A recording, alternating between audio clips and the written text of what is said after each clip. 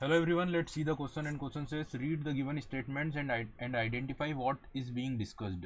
So guys यहाँ पर question में कुछ स्टेटमेंट्स दिए गए, कथन दिए गए जिन्हें हमें अच्छे से रीड करना है और पहचानना है कि इन कथनों में किस चीज़ के बारे में या किस मुद्दे के बारे में बात की जा रही है, ठीक है, चर्चा की जा रही है. So first statement, it made progress rapidly and eliminate the influence of rival powers in India. तो जिसके बारे में बात की जा रही है उसने क्या किया है, बहुत ही रैपिडली, बहुत ही शीघ्रता के साथ जो अपनी राइवल पावर थी उनके इन्फ्लुएंस को, उनके प्रभाव को क्या किया है, इलिमिनेट किया है, उनके प्रभाव को खत्म कर दिया. ठीक है, तो इस जिसके बारे में यहाँ पर चर्चा कर रहे हैं उसने क्या किया है, अपनी जो भी राइवल पावर्स थी, अपनी जो भी प्रतिद्वंदी शक्तियाँ थी, ठीक है, उनको इलिमिनेट किया, उनको खत्म किया, उनके प्रभाव को खत्म किया. ठीक है, then second, it took full advantage of prevailing weak political condition in India.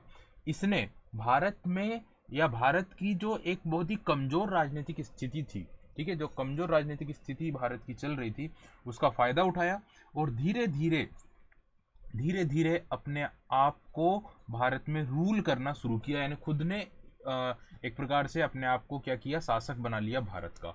तो अब यहाँ पर जो चर्चा हो रही है बेसिकली वो किसके बारे में हो रही है, आई होप आप लोग बहुत अच्छी तरह से समझ चुके हैं.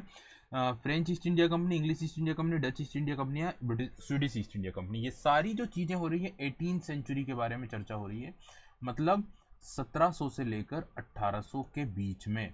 इस समय पर भारत की पॉलिटिकल कंडीशन बहुत वीक थी और उसी कंडीशन का फ़ायदा उठाया किसने, इंग्लिश ईस्ट इंडिया कंपनी ने. ठीक है, और धीरे धीरे उन्होंने अपना रूल इस्टेब्लिश किया. आई होप आप लोगों को ये कॉन्सेप्ट क्लियर हुआ होगा.